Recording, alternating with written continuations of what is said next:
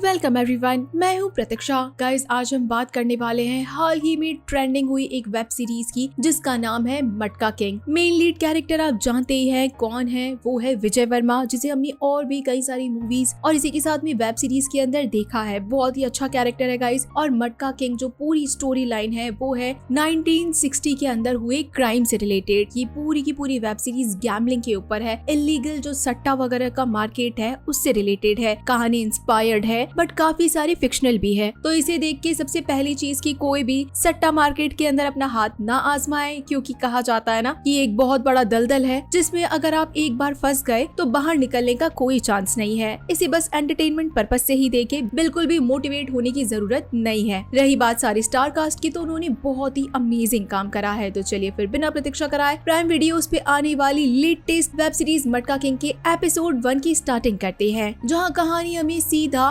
1975 में ले जाती है। एक एम्बुलेंस आती है, एम्बुलेंस के अंदर विजय वर्मा, जिसका नाम है ब्रिज भट्टी, अधमरी हालत के अंदर लेटा हुआ है और पुलिस वाले उसकी देखभाल करने के बजाय उसके ऊपर सट्टा लगाते हैं कि क्या ये जिंदा रहेगा या फिर मर जाएगा। एक बिल्कुल श्योर था कि वो मर जाएगा, लेकिन दूसरा बिल्कुल श्योर था कि नहीं, वो जिंदा बचेगा और वापस से लौट के आएगा। और ब्रिज भट्टी ऐसा लग रहा था कि ऑलमोस्ट खत्म ही है। जिसके बाद कहानी पहुंच जाती है 11 साल पहले कि आखिर ब्रिज भट्टी की हालत हुई कैसे। 11 साल का मतलब था 1964 के अंदर कहानी पहुंच जाती है। यहाँ पे हम एक नॉर्मल से आदमी को देखते हैं जो कि अपने बिल्कुल नॉर्मल से चाली वाले घर के अंदर रहता है। कहानी मुंबई की है, जहाँ पे घर बहुत ही बर्बाद है, लेकिन मकान मालिक पैसा लेना बिल्कुल नहीं छोड़ता। मेन लीड कैरेक्टर ब्रिज भट्टी अपने घर से निकल रहा था, उसकी वाइफ प्रेग्नेंट है जिसका नाम बरखा है, और सर के ऊपर रेंट लेने के लिए मकान मालिक खड़ा था। लेकिन ब्रिज के अंदर बहुत दिमाग था और वो मकान मालिक को ही घर की काफी सारी कमियां गिना के उससे बच के निकल जाता है। यहाँ पे उस वक्त कॉटन मार्केट बहुत बड़ा बिजनेस कहा जाता था, क्योंकि जो भी बड़े बड़े लोग थे उनके पास में एक दो इंडस्ट्रीज ही हुआ करती थी। मोनोपोली वाला गेम था। लालजी भाई नाम के आदमी को देखते हैं, यानी कि गुलशन ग्रोवर। वो अपने साथ कुछ और बड़े व्यापारियों को लेके बैठा था और इसी के साथ में गैम्बलिंग कर रहा था। वो भी कार में आने वाली लड़की की, जो कि रोज नई नई कारें लेकर आती थी। बाय चांस अगर किसी का नंबर लग जाए तो पैसा उसका समझो। ब्रिज भट्टी लालजी भाई के यहाँ पे काम किया करता था, काफी सारा बिजनेस उसी ने संभाल रखा था। उस वक्त पे सट्टा बाजार बहुत ज्यादा ट्रेंडिंग के अंदर था। हर कोई नंबर्स के ऊपर पैसे लगाता था, यानी कि 2 से 9 के बीच में ताश के जो पत्ते होते हैं, 2 से 9 के बीच में अगर आपने किसी भी नंबर पे पैसे लगाए, सेम नंबर निकल गया तो लालजी भाई की तरफ से आपको 2 गुने पैसे मिलेंगे। एक औरत रोती हुई आती है और उसने 50 रुपए उस वक्त इकट्ठे करे थे, जो कि बहुत बड़ी रकम थी, लगभग हजारों के अंदर। उसने सारे पैसे लगा दिए क्योंकि उसका हस्बैंड बीमार था। ब्रिज भट्टी का काम था पत्ते निकालने का। वो बहुत ज्यादा स्मार्ट था पत्ते निकालने में, जो चाहोगे वही नंबर निकाल देगा। लेकिन लालजी भाई को पता चल जाता है कि आज 5 नंबर के ऊपर काफी सारे पैसे लग गए हैं, तो खुद के पैसे खाने में वो नंबर को बदल देता है और जो सही नंबर आ सकता था वो नहीं आया और बेचारे इस औरत के पैसे डूब गए। वो बहुत ज्यादा रोती है। इसलिए ब्रिज भट्टी अपने पास रखे हुए सेविंग वाले पैसों को इस औरत को देते हैं और मना करते हैं कि आज के बाद इस काम के अंदर कभी भी पैसे मत लगाना, इस बार तो तुम अपने पैसे ले जाओ। यहाँ पे हम एक और मेन लीड कैरेक्टर को देखते हैं जिसका नाम है गुलरुख। उसके हस्बैंड की डेथ हो गई है एक्सीडेंट में, लेकिन उसके इन लॉज उसे बिल्कुल भी एक्सेप्ट नहीं करते और ये कहकर उसे घर से भेज देते हैं कि तुम अपशुभनी हो और तुमने ही तुम्हारे हस्बैंड को मारा है, जबकि गुलरुख ने ऐसा कुछ भी नहीं किया था। यहाँ पे हम ब्रिज भट्टी को देखते हैं, जहाँ पे मजदूरों से उसकी थोड़ी बहुत झड़प हो जाती है पैसों को लेकर, और हम यहाँ पे मजदूरों के एक और ग्रुप को देखते हैं। तभी एक सपोर्टिंग कैरेक्टर की एंट्री होती है जिसे भी हमने बहुत देख रखा है। इसका नाम दगड़ू है,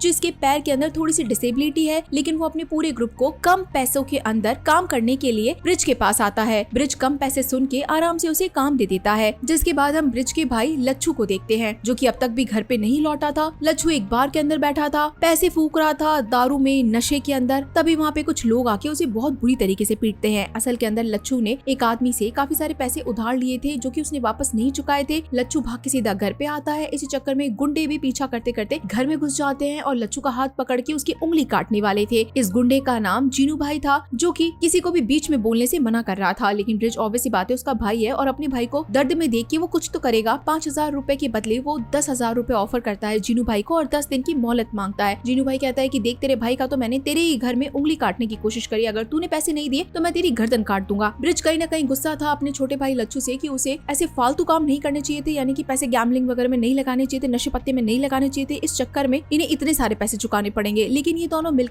कर लेंगे। लच्छू को हॉस्पिटल लाया जाता है, साथ में भाभी भी थी, और अब ब्रिज कंटिन्यूअसली इसी टेंशन के अंदर था कि वो आखिर पैसे कैसे चुकाएगा। उसका फर्स्ट ऑप्शन और फर्स्ट प्रायोरिटी तो लालजी भाई थी, जहाँ पे वो ऑलरेडी इतने सालों से काम कर रहा था, तो ईमानदारी के बदले वो कुछ पैसे उधार तो मांग ही सकता था। लेकिन लालजी भाई ने उसे झटकार दिया और उसे पैसे उधार नहीं दिए। यहाँ पे लच्छू भी बड़ा परेशान परेशान घूम रहा था और एक बार फिर से वो गैम्बलिंग करने बैठता है। कुछ थोड़े बहुत पैसों से वो पैसे जीत भी जाता है, लेकिन वही लालच की आदत, पैसों को दुगना करने के चक्कर में वो फिर से बैठ जाता है जीते हुए पैसों को लेकर। वो चाहता तो चला जाता और इन पैसों को वो चुका भी सकता था। बीच बीच में जीनू भाई इस चौल के अंदर आया भी करते थे और इसी के साथ में बरखा को भी डरा दिया था एक बार। तो ब्रिज और लच्छू दोनों ही परेशान थे कि आखिर वो 10 दिन के अंदर 10,000 रुपए कैसे लेकर आएंगे। इसी वक्त हम यहाँ पे गुलरुख को देखते हैं, जो कि एक बहुत अमीर फैमिली से बिलोंग करती है। यहाँ पे वो रेस कोर्स में आई थी। उस वक्त पे जितने भी अमीर लोग हुआ करते थे उनके अलग अलग तरीके के शौक थे। उस वक्त घोड़ों की रेस बहुत ज्यादा फेमस थी, जो कि रेस कोर्स के अंदर हुआ करती थी। लोग घोड़े के ऊपर पैसा लगाते थे और जीतते थे, गैम्बलिंग करते थे, सफेद का काला, काला का सफेद, ऐसे पैसों को वो घुमाया करते थे। लेकिन एंट्री सिर्फ और सिर्फ अमीर लोगों को थी। बड़ी मुश्किल से ब्रिज भट्टी अपने मालिक का नाम लेके अंदर पहुंचा और वहाँ पे लालजी भाई से पैसे मांगने लगा। लालजी भाई थोड़ा भड़क गया कि क्या ये तुझे दिखता नहीं है कि सही समय है या गलत समय है, तुझे लोग दिखते नहीं है यहाँ पे। अब ब्रिज यहाँ पे बहुत ज्यादा मिन्नतें करता है कि उसकी सिचुएशन बहुत ज्यादा फंसी हुई है और उसे कुछ पैसों की जरूरत है, लेकिन लालजी भाई उसे बहुत गंदी तरीके से लताड़ देते हैं और गार्ड्स को कह के उसे यहाँ से धक्के मार के निकलवा देते हैं। ब्रिज कहता है कि यहाँ पे सब सट्टा लगाने आया ना, मैं भी लगाने आया हूँ, लगाओ मेरा पैसा। लेकिन वो गरीब था, इसलिए वो बैटिंग भी नहीं कर सकता था। वो बाहर जाके बैठ जाता है, उसके हाथ से खून निकल रहा था। गुलरुख का अंदर आना हुआ और इतने इंजर्ड आदमी को देख के वो पूछ लेती आखिर तुम्हें हुआ क्या, लेकिन ब्रिज बहुत ज्यादा भड़का हुआ था और गुलरुख को एक टिप दे देता है कि 1 नंबर के घोड़े पे लगाना, उसके पैर पूरे घिसे हुए हैं और उसने बहुत ज्यादा मेहनत भी करी है। गुलरुख मना भी करती है कि नहीं, वो तो बस अपने दोस्तों के साथ में आई है, उसकी किस्मत बहुत ज्यादा खराब है। लेकिन ब्रिज कहता है मेरे कहने से मैडम आज लगा के देखना। और गुलरुख बस यूं ही टाइम पास के लिए 1 नंबर के घोड़े पे पैसा लगा देती है, जबकि किसी ने भी पैसे नहीं लगाए थे 1 नंबर के घोड़े पे, ये सोच के कि वो घोड़ा बूढ़ा है और बिल्कुल भी नहीं जीतेगा। लेकिन ब्रिज की बात सच निकल गई और 1 नंबर का घोड़ा जीत गया, यानी कि गुलरुख पहली बार रेस कोर्स के अंदर जीत चुकी थी। यहाँ पे ब्रिज के पास अब अपनी जॉब भी चली गई थी, तो वो अब खुद मजदूरी का काम करने लगा था। दगड़ू भी उसके पास ही बैठ जाता है और कहता है कि वक्त तो बिल्कुल बदलेगा, आज नहीं तो कल सबका बदलेगा। ब्रिज लालजी भाई की बहुत ज्यादा बुराई कर रहा था कि मैं तो परेशान हूँ उस आदमी से, इतना काम करने के बाद, इतना ईमानदारी के साथ काम करने के बाद उस आदमी ने मुझे धोखा दिया। दगड़ू कहता है कि आप तो उसकी लंका जला दो और एक पूछ मेरी भी लगा दो, क्योंकि ब्रिज ने कहा था कि मैं उसकी लंका जलाने के लिए जा रहा हूँ। लेकिन उससे पहले तो उसे लच्छू वाला उधार का पैसा चुकाना था। वो अपनी बीवी के पास गया, जो कि एक आखिरी ऑप्शन थी, उसके गहने लिए और कहा कि मैं तुम्हें ये गहने वापस से बनवा दूंगा। बरखा ने भी बिना कुछ कहे गहने दे दिए। लेकिन ब्रिज के दिमाग में एक ऑप्शन तो आना शुरू हो ही गया था। अब जैसा कि लालजी भाई किया करते थे 1 का दुगना, वहाँ पे ब्रिज ने दिमाग लगाया 1 का 9 गुना। इसलिए लोग यहाँ पे इकट्ठे हुए और यहाँ पे ब्रिज ने एक खेल दिखाया कि बताओ तुम लोग कौन से नंबर पे लगाना चाहते हो। पहले तो लोग आए, लेकिन कुछ ही देर के अंदर जब पता चला कि ब्रिज अलग काम कर रहा है लालजी भाई से, तो सारे लोग वापस से लालजी भाई की तरफ ही चले गए। लेकिन वापस से ब्रिज ने लच्छू और दगड़ू के साथ में काफी ज्यादा शोर शराबा मचाना शुरू करा ताकि लोग यहाँ पे इकट्ठा होना शुरू करें। लेकिन फिर भी कोई खास बात नहीं बनी। उसी रात को इनकी चौल में बीसी निकली थी। बरखा सोच रही थी कि अगर उनका बीसी में नंबर आ जाता है तो उनकी काफी मदद हो जाएगी, लेकिन वो नंबर किसी और ही औरत का निकल जाता है। ब्रिज को थोड़ा डाउट होता है। वो मटके को उठा के सीधा घर में ले आता है और सारी चिट्स उठा के देखता है तो पता चलता है कि यहाँ पे तो चीटिंग हुई है। सारी चिट एक ही नाम की निकली हुई है और उसे आइडिया आ जाता है। अगले दिन वो वापस से उसी जगह पे जाता है जहाँ पे फैक्ट्री के काफी सारे मजदूर काम किया करते हैं और सबके बीच में बताता है कि तुम जो नंबर बोलोगे मैं वही नंबर ला दूंगा। तुम 2 नंबर बोलोगे चाहे 7 नंबर बोलोगे, जिस पे पैसा लगाओगे उस पे पैसा लग जाएगा। यानी कि लालजी भाई ने आज तक यही किया है, लेकिन मैं इस गेम को बिल्कुल निष्पक्ष रखूंगा, बिल्कुल ट्रांसपेरेंट रखूंगा। पत्ते मैं नहीं खोलूंगा, बल्कि रोज एक नई गड्डी आएगी और तुम लोग पत्ते खोलोगे, जो पत्ता खुलेगा वही नंबर निकलेगा। लोग जब इतनी सच्चाई और ईमानदारी देखते हैं तो धमाधम पैसे लगाना शुरू कर देते हैं। लालजी भाई को लगता है कि ब्रिज अगर 1 का 9 गुना दे रहा है तो गलती से अगर कोई भी नंबर लग जाता है तो वो तो डूब जाएगा। इसलिए लालजी भाई अपना एक आदमी सांभा ब्रिज के पास भेजता है काफी सारे पैसे लेके। लेकिन उस दिन ब्रिज की किस्मत अच्छी थी और कोई भी पत्ता नहीं खुला, इसीलिए ब्रिज को लगा कि ट्रिक्स तो लगानी पड़ेगी, नहीं तो ऐसे तो लालजी भाई आराम से जीत जाएगा। ब्रिज रात में घर पे गया गेम को और इंटरेस्टिंग और ज्यादा अच्छा बनाने के लिए, ताकि ज्यादा से ज्यादा लोग पैसे बनाए। उसने नई ट्रिक्स लगाई, ओपन और क्लोज की, और इसी के साथ में जोड़ी की भी, यानी कि नंबर्स का टोटल होने पे फर्स्ट पत्ता कौन सा निकलेगा, आखिरी पत्ता कौन सा निकलेगा। बाय चांस अगर उन्हीं सेम नंबर्स के ऊपर आपने पैसे लगाए तो आप जीत जाएंगे। लोग बहुत ज्यादा खुश होने लग गए कि भाई साहब बहुत ज्यादा ट्रांसपेरेंसी का गेम है, ईमानदारी का गेम है, तो बैक टू बैक लोग पैसे लगाने लगे, क्योंकि इसमें रिस्क बहुत ज्यादा है लेकिन पैसा मिला तो बहुत शानदार पैसा मिलेगा। अब लालजी भाई के पास तो ऑब्वियसली बात है काफी सारे पैसे थे, तो इसलिए उन्होंने ओपनिंग, क्लोजिंग और इसी के साथ जोड़ी के ऊपर काफी सारे पैसे लगवा दिए कि एक ना एक पे तो लगेगा ही लगेगा नंबर। बाय चांस उस दिन लालजी भाई की किस्मत अच्छी थी और सांबा ने जो नंबर के ऊपर पैसे लगाए थे वही नंबर खुल गए। 1 का 9 गुना था कीमत, यानी कि 1000 लगाया तो 9000 रुपए मिलेंगे। और यहाँ पे ब्रिज फंस जाता है क्योंकि इतने तो पैसे उसके पास आए ही नहीं थे और बाकी लोगों को भी पैसे देने थे जिनके पैसे खुले हैं। तो यहाँ पे ब्रिज के पास जितने भी पैसे थे, जो भी पैसे थे, और बात ईमानदारी की है तो पैसे तो देने ही पड़ेंगे। तो वो अपने से इकट्ठे हुए, लोगों से इकट्ठे हुए सारे पैसे जमा करने लगा। और इसी के साथ में गाइस ये पहला एपिसोड यहीं पे खत्म हो जाता है। तो चलिए फिर मिलते हैं आप सभी लोगों से अगले एपिसोड में, तब तक के लिए टाटा। मटका किंग एपिसोड नंबर 2 की शुरुआत होती है, जहाँ पे हम ब्रिज भट्टी को देखते हैं, जहाँ पे लालजी भाई का आदमी सांभा ने अब 9,000 रुपए जीत लिए थे। कैसे तैसे करके ब्रिज ने 9,000 रुपए इकट्ठा करे,